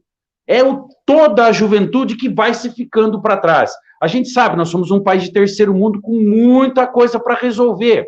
E é isso que eu tento pensar. É como fazer com que todos participem desse processo. De que até os que estão para trás, até os que se perderam. Porque a gente pode colocar também nessa brincadeira, nesse balaio todo, jovens de 27, 28 anos que não terminaram o ensino básico, que são analfabetos, né? E aí, como é que a gente vai falar de educação com eles, aos 27 anos de idade? Se já estão sem emprego, às vezes, se já estão morando na rua. Então, como linkar tudo? Porque é juventude, existe um estatuto, existe uma regra, um ordenamento. Se está certo, se está errado, a gente pode discutir isso em outro momento. Mas que existe um regramento, uma ordem para isso, existe. Tem números, tem dados, mas isso, como é que a gente consegue? Isso é uma luta que eu penso constantemente, de não só pensar no que já estão acompanhando a idade normal da escola, independente das dificuldades que nós sabemos que existem, certo? Mas como também não deixar para trás esse monte, mas é uma cidade, é uma capital que está presa, que está com criança no colo, que está desempregada, que é analfabeta, e agora, por causa da pandemia, também está sem moradia, está na rua. Aí, como é que a gente pode pensar... e 30 milhões de analfabetos funcionais no Brasil. Sem contar isso. Eu acho muito importante essas colocações, acho que a gente tem que pensar muito nisso. Quando a gente fala de investir 10% da educação, a gente está dizendo tanto na educação básica, superior, mas também nos programas, acho que eu dei uma microfonia aqui, ó. Mas também nos programas os programas EJA, né, que insere as pessoas que não estão mais na escola terminar os seus estudos e conseguir ter um emprego melhor, né? Eu acho que não tem como a gente falar desses problemas sociais sem falar de escola, sem falar de um projeto de geração de emprego e renda, um projeto de nacional desenvolvimentismo, porque se a gente for analisar, né, o que faz a pessoa sair da escola, o que faz ela se manter fora da escola. Então, eu acho que a gente tem que pensar qual que é o papel hoje que a escola apresenta e o que ela pode ser, né? Então, na educação física, a gente aprende, dá uma bola pra gente falar, brinca aí, certo? Vai lá fazer gol, brincar de futebol. Só que não, o esporte, futebol é muito mais do que isso. Tem regras, tem uma série de questões, tem e não é ensinado dentro da escola, né? Então, quem consegue jogar, que são mais os meninos, porque a cultura é assim, então os meninos já crescem muito mais inseridos, né, no futebol do que as meninas. Então, vai lá, joga e tal, isso foi a educação física. Mas, se a gente for pensar o esporte, inclusive nessa pauta que você está dizendo, Pilon, eu acho muito importante a gente pensar como que o esporte pode salvar essas pessoas, né? No sentido de como inserir de novo num meio da sociedade que dê para ele uma qualidade de vida boa, o que fazer, uma forma de renda, né? E uma profissão, porque ser atleta também é uma profissão. Então, é muito importante a gente valorizar, por exemplo, pautas e pessoas que defendam a ampliação das bolsas atletas. Eu acho que é muito importante. A gente já tem bolsa atleta, mas a gente precisa ampliar. Eu acho que a gente precisa ter projetos esportivos nos bairros da periferia, porque se você coloca a pessoa, o menino, a menina, tanto as meninas mães, quanto o pessoal que saiu da escola e que é da periferia, que não está mais, não trabalha, e se você insere essas pessoas no esporte ou nos projetos culturais e dá para aquela pessoa uma perspectiva de trajetória, de profissão e geração de renda, você consegue empoderar essas pessoas também, né? Então, eu acho que são várias áreas. Eu acho que o esporte é uma das áreas importantes e fundamentais para isso. Eu acho que a cultura e a arte também é muito importante. A gente valorizar os musicistas, as pessoas que investem, né, o seu tempo, que têm o dom natural de fazer arte. Eu acho muito importante, até porque na sociedade, eu acho que não tem como a gente ser feliz e ter uma vida boa se a gente não tiver um esporte para praticar, não tiver ali um projeto cultural, ou não tiver a possibilidade de, em alguns momentos da vida, e ouvir um sarau cultural, uma intervenção artística. Eu acho que tudo isso melhora para a sociedade ter uma vida, uma qualidade de vida melhor. Então, eu vou me encerrar aqui, porque eu vou precisar sair. Me desculpem não conseguir ficar até o final, mas é que a vida de proletária é complicado, né? E então é isso, pessoal. Eu acho que a gente está no caminho certo, a gente tem que debater mesmo as políticas públicas para a juventude. Eu sou pré-candidata a vereadora e eu estou à disposição para a gente debater a cidade, né? Pensar o que a juventude na cidade precisa, o que Piracicaba tem de bom, mas o que pode melhorar, né? Quais são as realidades que não são enxergadas, né? Qual que a gente precisa empoderar, ter políticas específicas para empoderar essas pessoas e para melhorar a qualidade de vida de quem já tem uma condição mais ou menos boa, mas também não tem uma vida plena aí de empoderamento, boa renda e tudo mais. Então, eu acho que são vários problemas que a sociedade tem e a gente tem muito tempo aí para discutir isso e pensar em pautas para transformação. Beleza, pessoal? Muito obrigada, Carol, muito obrigada a todos vocês pelo debate. Vocês são maravilhosos, eu espero que a gente seja eleito. Pilon, muito legal conhecer você. Tamo junto, viu? Apesar da gente também ser pré-candidato a vereador, estamos juntos aí para transformar essa Piracicaba em um lugar melhor, não é verdade? Um beijo, foi muito prazer, professor Paulo, o projeto de formar é incrível, eu acho muito importante, e é isso, vamos em frente discutindo né, professor Davi? É isso, pessoal. Um abraço, Valeu, viu? Boa noite. Obrigado, hein? Boa noite. Ô Paulo. Só para continuar essa conversa, quando ela fala de políticas públicas, o Dr. Paulo ele pode até comentar um pouco que ele deve saber sobre a Secretaria Nacional da Juventude, né?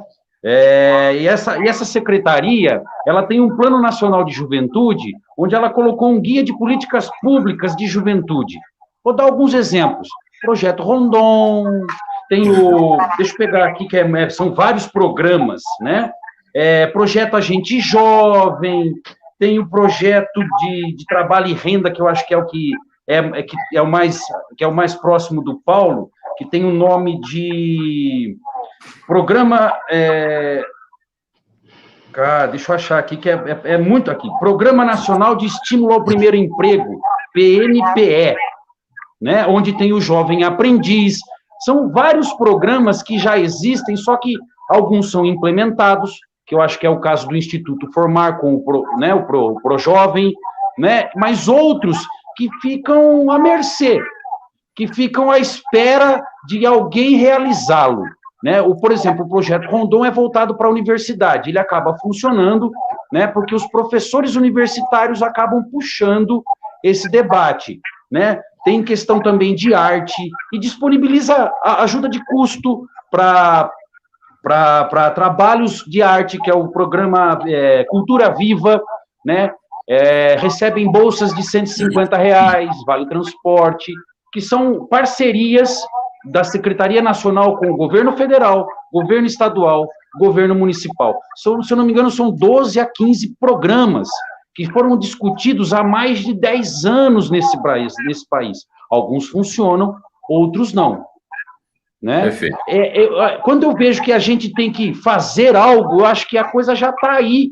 Eu acho que o que precisa mesmo é arregaçar a manga. E não deixar ninguém para trás.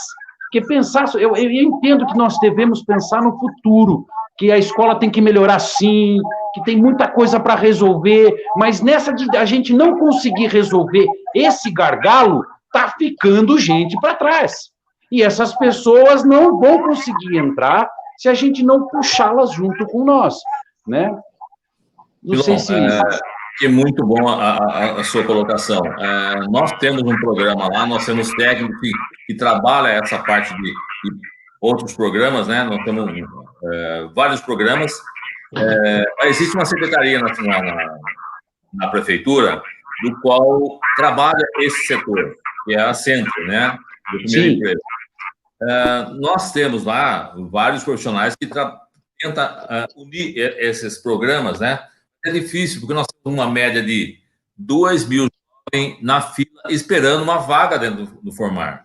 Então, fica difícil você colocar lá dentro, porque nós não temos em Piracicaba campo para eles entrarem. Se nós colocarmos dentro da instituição, nós temos espaço para isso, mas não temos fôlego financeiro para isso, entendeu? Fica complicado. Então, nós temos programas, né, que a gente trabalha o jovem de 14 a 16 anos, e depois, dos 16, ele entra para o mercado de trabalho. Nós trabalhamos para que seja inserido no mercado de trabalho. Mas, se a gente conseguíssemos, com outra entidade de Piracicaba que absorvesse esse número que tem de jovens, e isso eu falo de jovens só da periferia, sem a parte do centro da cidade, entendeu? Nós temos 2.000 pessoas, 2.000 jovens na fila de espera. Fica difícil. Nós queremos absorver todos esses daí, mas não temos condições. Física, o espaço físico nosso é suficiente. Nós temos 6 salas, é suficiente. Mas, ao mesmo tempo, fica deficitário porque não temos mercado de trabalho que absorva esses jovens. Tá? Trabalhamos, tem vários programas lá dentro, mas fica um pouco complicado para nós. Nós estamos trabalhando ainda, vamos trabalhar muito ainda. Ô Paulo, doutor, então tá vencida aquela máxima, tu tá falando que tá faltando mercado de trabalho. Tá vencida aquela máxima que diz assim, quem não trabalha não tem direito de comer. Tá vencida essa máxima. Por quê? Porque não tem trabalho para todo mundo, então as pessoas vão morrer de fome. Não tem trabalho para todo mundo. Não tem então as pessoas vão morrer, exatamente, então as pessoas vão morrer de fome. Então, assim, essa máxima está vencida. E nós somos um país cristão, e essa máxima é uma máxima cristã, tá? Não que eu não seja cristão, eu sou cristão também.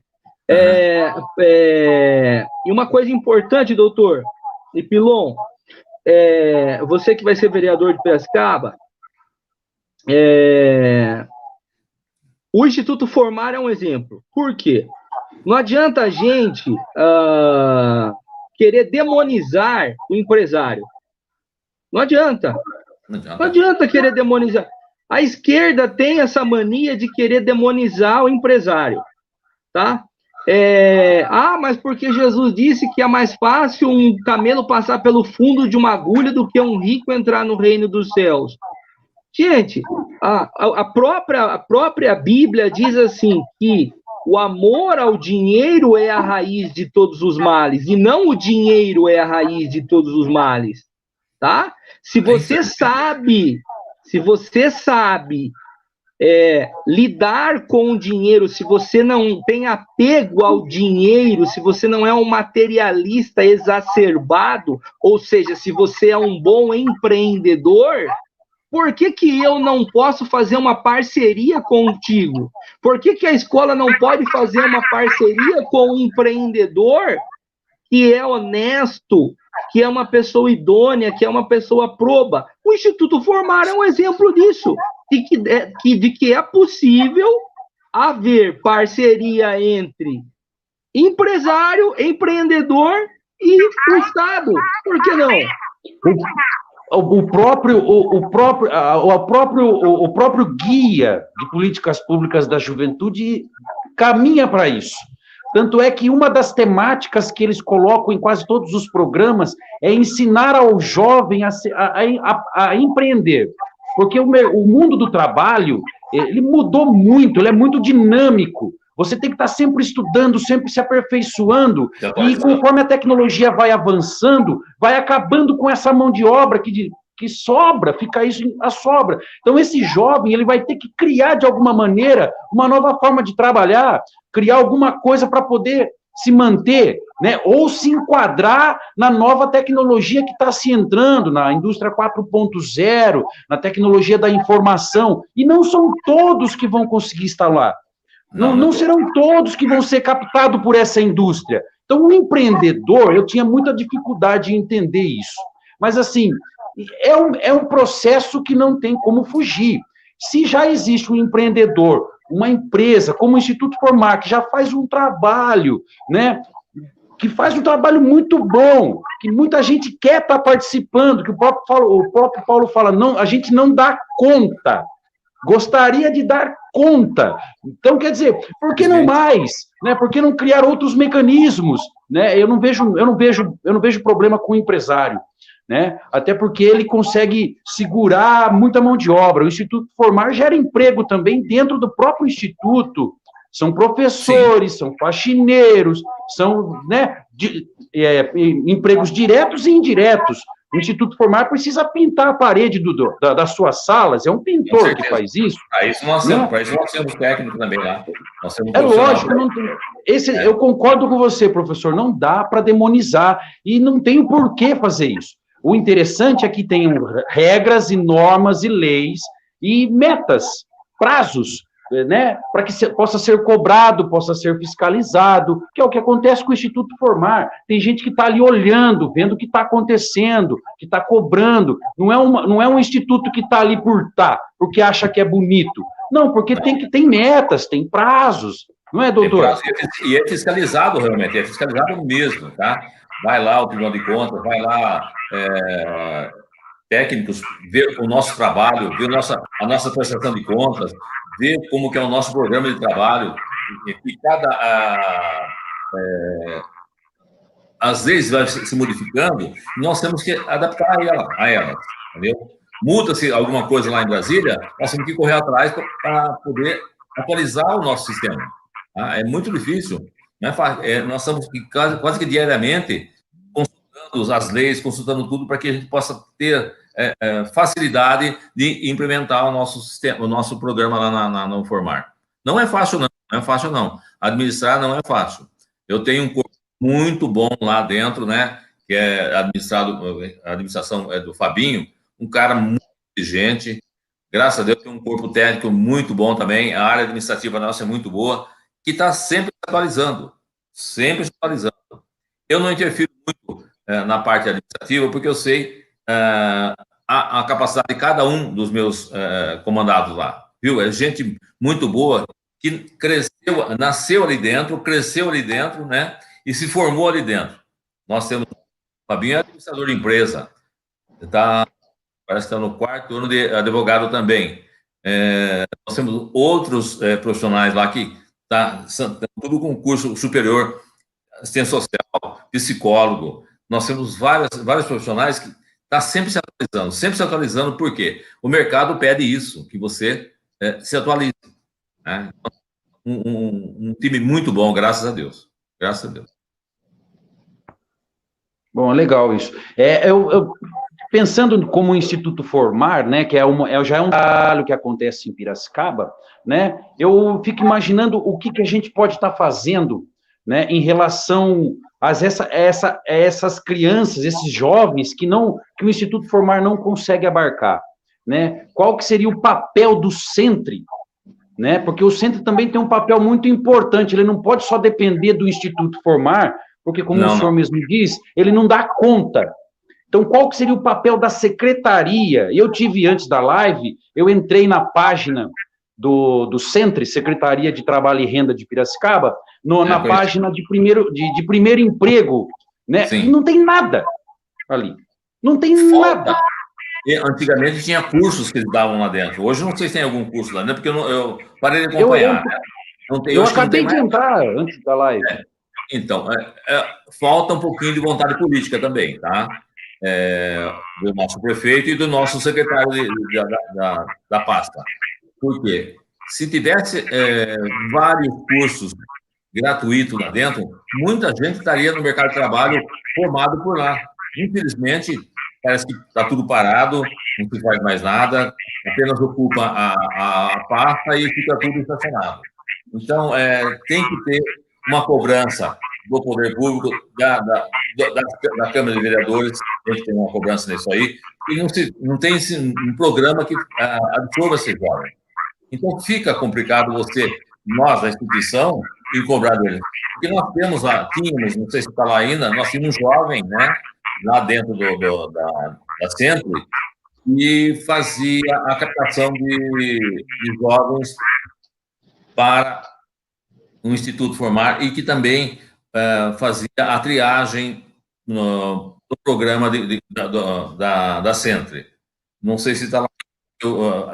Com essa pandemia, eu tive que me afastar até do Formar. Eles não deixaram entrar lá, porque são tudo jovem, e eu estou com apenas 70 anos, graças a Deus, então eles não deixaram eu participar muito lá, né? Mas, infelizmente, não deu para acompanhar muito bem essa parte aí. Mas a minha diretoria lá está sempre por dentro, sempre acompanhando, sempre dando palpite e cobrando nossos jovens lá dentro, os nossos administradores. Uma coisa que eu percebo, o sistema S de ensino, a gente forma muito jovem aqui nesse sistema, e para onde é que vai? Né? Nem toda a indústria acaba absorvendo, né? Aí a gente volta no assunto do empreendedorismo. Cadê o papel da secretaria de fomentar esse empreendedorismo desses jovens que se formam? Marceneiro, soldador, e assim vai. E a gente pode aqui citar N opções. Infelizmente, ele sai do sistema S e fica na rua porque não tem o que fazer. E eu acho que essa é uma falha muito grande da secretaria, de não criar propostas, de não debater a possibilidade de uma economia local, onde acolha esse jovem da cidade, porque eu tive essa dificuldade. Eu entrei com 18 anos, eu não saí para estudar, eu saí para trabalhar porque não tinha vaga de emprego na cidade. E é o que acontece com muito jovem de Piracicaba. Ele termina o ensino médio, ele precisa de uma renda, porque nós somos né? Apesar de Piracicaba ser uma cidade até que desenvolvida e ter um PIB legal, a gente não tem tanta condição. Você precisa do emprego e você não consegue ser acolhido pelo mercado de trabalho da cidade. E você procura a secretaria não tem um desenvolvimento de economia local com esses jovens, de empreendedorismo com esses jovens.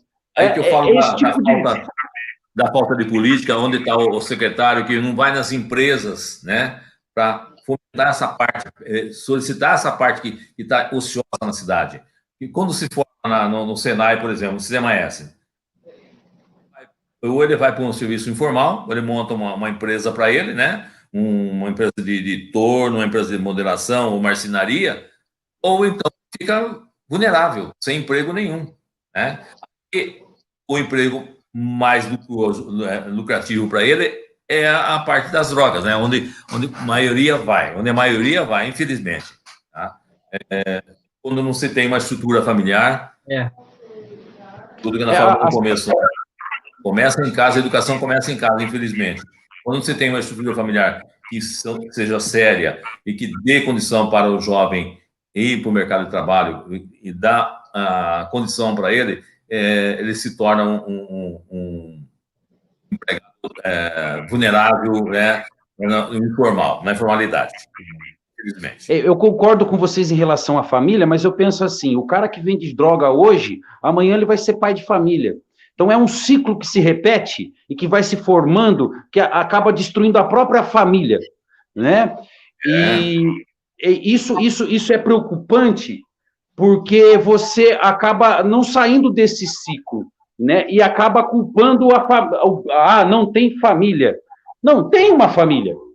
Mas essa família ela foi constituída em cima dos parâmetros dados da época dela, né, nas condições que o Brasil se encontrava. Se a gente trazer hoje para o momento da pandemia e para toda a dificuldade que vem ocorrendo para a família, para a classe trabalhadora, né, a gente vê um futuro muito sombrio, porque as pesquisas apontam que o desemprego leva ao consumo de álcool, eu não digo nem só droga ilícita, eu digo droga lícita. A gente pode ver que tem muita gente que não está fazendo isolamento social e está enchendo o caneco no samba da tia Anastácia lá, cara.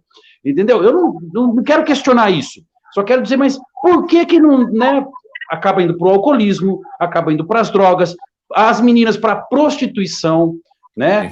E a prostituição, assim, é demais mesmo o que está acontecendo. Meninas de prostituição infantil, de 15 a 19 anos, né? E não tem como esses jovens, eles já estão fora da escola, mesmo que estejam na idade da escola. Por isso que eu acho acho muito importante trabalhar a escola, os 10%. Mas essas pessoas, esses jovens que já vêm de uma família formada, não do modo cristão ou qualquer outro modo que não seja o envolvimento com o tráfico, o envolvimento com a violência, o envolvimento com a pobreza, né? Que existe uma parcela da população que nasceu de pai e mãe com problemas, e que são jovens ainda. Dentro da psicologia, é por isso que eu toquei no assunto que toda escola deveria ter um psicólogo. O Instituto Formar tem um psicólogo. Toda escola deve ter um psicólogo. Como que eu vou ensinar história para um aluno, para uma aluna, e ela está na sala de aula preocupado com os problemas socioafetivos, problemas emocionais? Como? História não serve para nada se ela não está com o seu emocional resolvido, né? Então, é muito importante a questão emocional. E quando você fala de educação informal, que vem da família, e quando tu for vereador de Piracicaba, o que tu pode trazer para Piracicaba?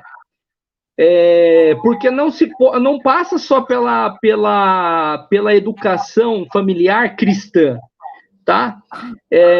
Não importa se é cristã, se é de religião afrodescendente, não importa homossexualidade dos pais, não é essa a questão. Tem uma lei que é a lei de Pigmalião. O que é isso daí? Não sei se vocês já ouviram falar disso. Isso daí começou na década de 50, começou justamente com jovens, e depois foi colocado dentro da escola. O diretor da escola enganou os professores, falando assim para os professores, enganou, literalmente, ludibriou os professores, falando assim, olha, dentro de cada sala só existem 20 alunos inteligentes, capazes, 20 alunos que são superdotados, o resto não adianta insistir porque não dá fruto nenhum. Isso começa dentro de casa, essa forma de pensar. Você começa a dizer não para o seu filho, falar que ele é incapaz, falar que ele não consegue, daí não importa se é cristão ou se não é, tá? O que é? É o aluno, a educação, criar uma autoimagem positiva do aluno. O que a lei de Pigmalião nos ensina? Que os professores que foram enganados investiram nos 20 alunos bons, vamos dizer assim, né? Entre aspas, porque isso não existe, todos eram capazes e tinham potencial, mas eles só deram atenção para os 20 alunos e ficaram sendo negativos com os outros alunos. O rendimento dos outros alunos foi baixíssimo. Isso não acontece no formar. Isso não acontece no formar, que todos são tratados igualmente. Isso não... Perfeito. É isso que tem que acontecer. Isso é lei de Pigmalião. É muito da capacidade de cada um deles se absorverem o que nós estamos ensinando, mas o tratamento é igual para todos. Tu pega uma família que o pai, se tiver pai, se o pai não tiver preso, né? Infelizmente. Se tiver mãe, tá? Ou, sei lá. A mãe tem a avó. Se tu pega e daí fica falando para a criança, tu é uma peste, tu não serve para nada, colocando isso dentro do inconsciente da criança, ela vai ter essa autoimagem dela. Se o professor na sala de aula fala assim para o aluno, você é incapaz, é a autoimagem que o aluno vai criar dentro dele. Então, como eu já estava falando, é sistêmico. O Brasil, ou qualquer problema do mundo, é sistêmico, tá? Está interligado. Família. Eu falei do psicólogo, do assistente social, eu falei da formação continuada dos professores.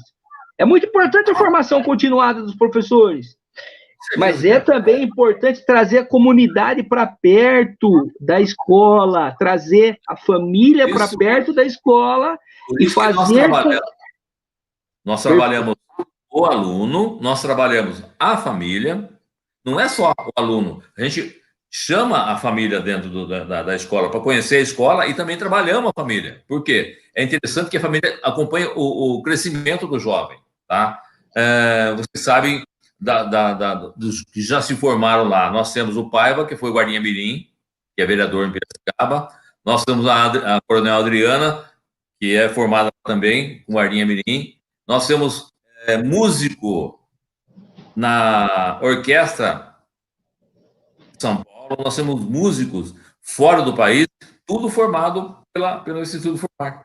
Tá? Então, vai depender muito do jovem que está lá dentro, depende muito dele, da vontade dele mesmo, porque nós tratamos todos eles por igual e damos a mesma condição para ele por igual, tá? A mesma arroz e feijão que ele come hoje lá no Instituto, todos igual. Então, eu acho que tem que ser assim, trabalhar todos eles por igual e não falar que um é maior que o outro. Ali tem que ser todos iguais. De vez em quando, agora como está parado, né, eu ia almoçar com todo jovem lá no Formar. Eu ia almoçar. Esse contato é gostoso. Por que é gostoso? se percebe que eles têm vontade, né, de seguir. Tem aqueles que desviam um pouquinho, e nós seguimos eles.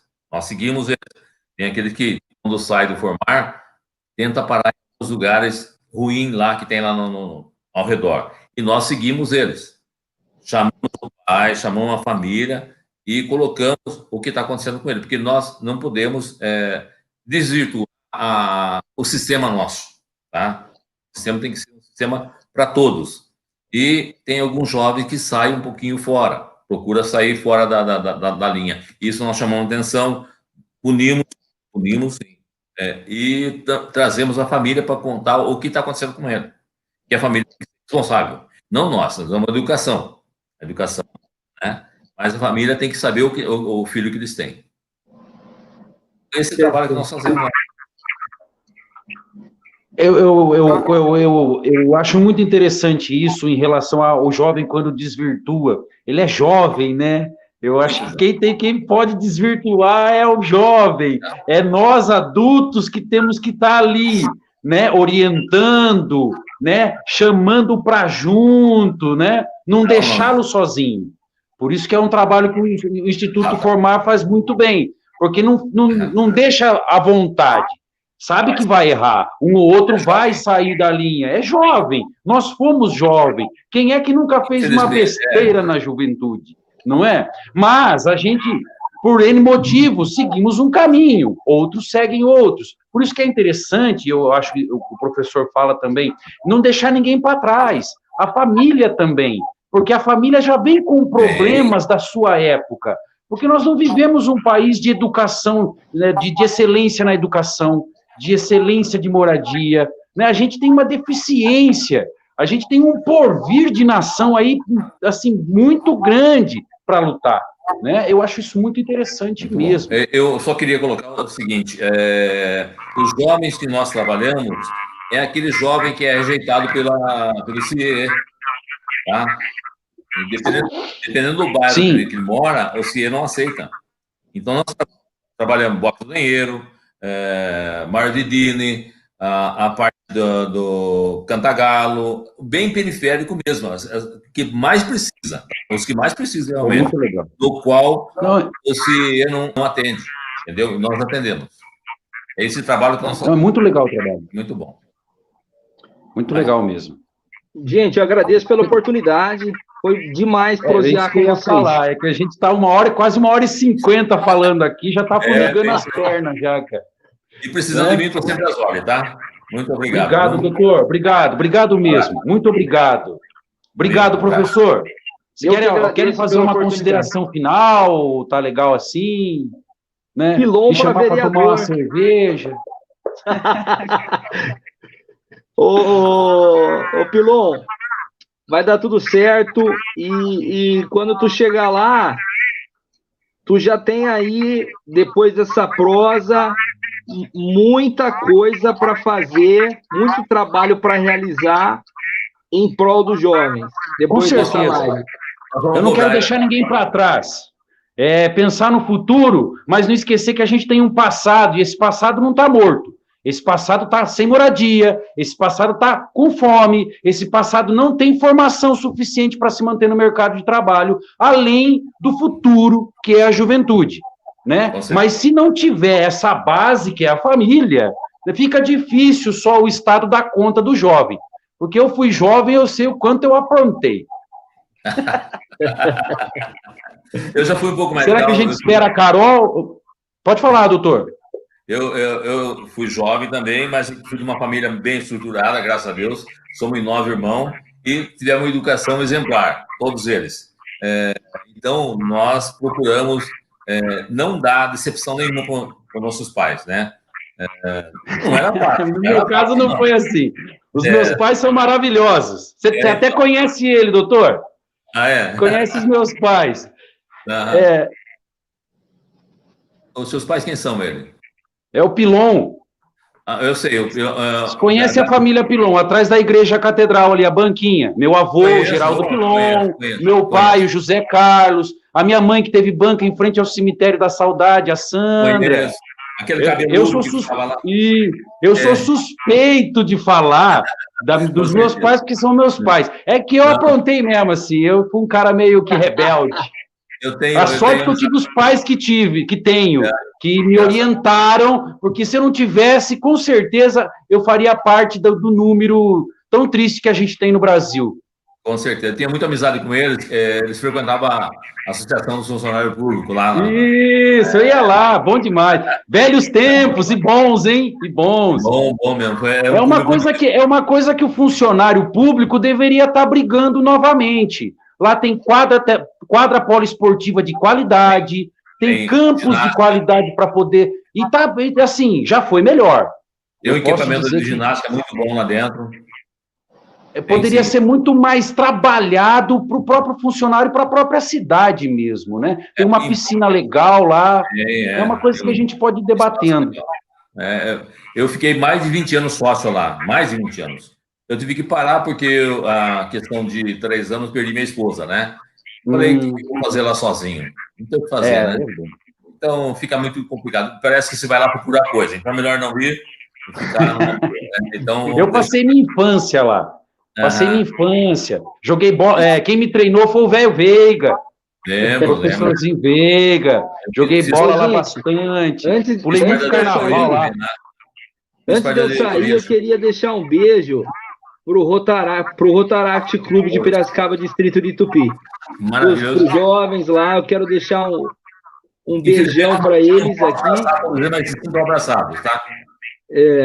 E quero mandar um beijo na alma também lá para o nosso clube padrinho, o Rotary Clube de Piracicaba, São Dimas. Tá bom, pessoal? Obrigado, hein? Valeu, obrigado, hein? Abraço, Vilão, abraço, Davi. Abraço. Precisamos aqui, tá bom? Amém. Obrigado, muito obrigado, doutor. Muito obrigado, professor. Até uma próxima. Até uma próxima. Vou ver se eu acho a Carol agora aqui para ela encerrar o negócio aqui. Ou a gente sai e boa, acaba. Eu tô saindo. Podem sair. Se ela não aparecer, eu saio também e dá como encerrado. Muito obrigado, boa noite. Boa noite. Carol. Sumiu.